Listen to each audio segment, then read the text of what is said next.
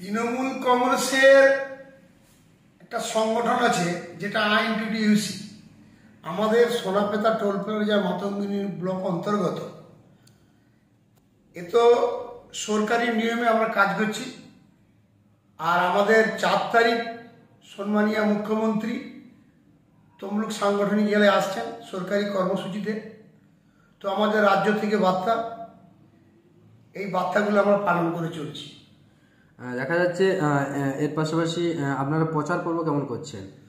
প্রচার খুব সুন্দর হচ্ছে এবং 4 তারিখে জনগণ বুঝিয়ে দেবে যে মাটি মানুষের সরকারের সাথে জনগণ আছে।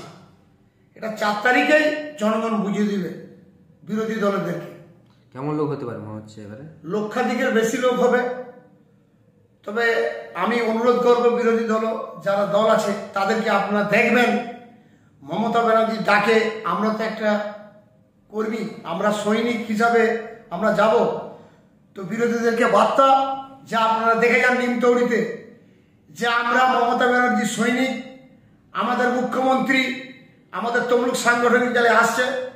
আমরা বুঝিয়ে দেব যে বিরোধী দলদেরকে 2024-এ মুখ্যমন্ত্রীর পাশে আমরা আছি, থাকবো।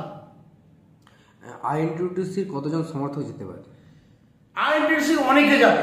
দেখুন একটা কথা বলছি, টোলে যারা কাজ করছে তারা আইএনটিটিইউসি, এবং আমাদের গ্রাম উন্নয়নের অঞ্চলে যারা আছে তারা তো তৃণমূল কংগ্রেস। এখান থেকেও বাস ছাড়বে, গ্রাম থেকেও ছাড়বে। আমরা চেষ্টা করব আমরা আইএনটিটিইউসি ব্যানারে যাব এবং গ্রাম থেকে যাবে তৃণমূল কংগ্রেসের ব্যানারে। আমরা যাই করি আমাদের তো উদ্দেশ্য একটা, আমরা তৃণমূল কংগ্রেস। স্বাগত জানানোর জন্য কি কর্মসূচি গ্রহণ করছেন এখন থেকে?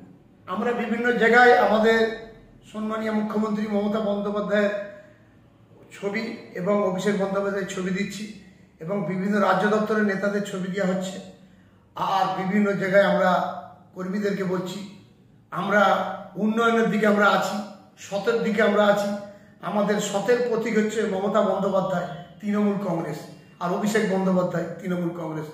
ওনাদের নীতি আদর্শ মেনে আমাদের এইটাই হচ্ছে আমাদের কর্মসূচি। মুখ্যমন্ত্রীর কাছ থেকে কি বার্তা পাওয়ার সম্ভাবনা রয়েছে 4 মার্চ এবং জনগর্জন 10ই মার্চে ব্রিগেড চলো কর্মসূচির আগে কি বার্তা পাওয়ার সম্ভাবনা রয়েছে? দেখুন আমাদের মুখ্যমন্ত্রী উনি বলবেন সরকারি কর্মসূচি যেটা আছে, উনি বার্তাটা বুঝিয়ে দিবে মানুষকে কি কি বলবে, সেইটা আমরা গ্রামগঞ্জে তুলে ধরবো। আর অনেকে যাবে, তো গ্রামে যদি 100% মানুষ থাকে 99% মানুষ উপস্থিত হবে 4 তারিখ একদম 11:30 থেকে 12টার মধ্যে উপস্থিত হবে নিমতৌড়ি।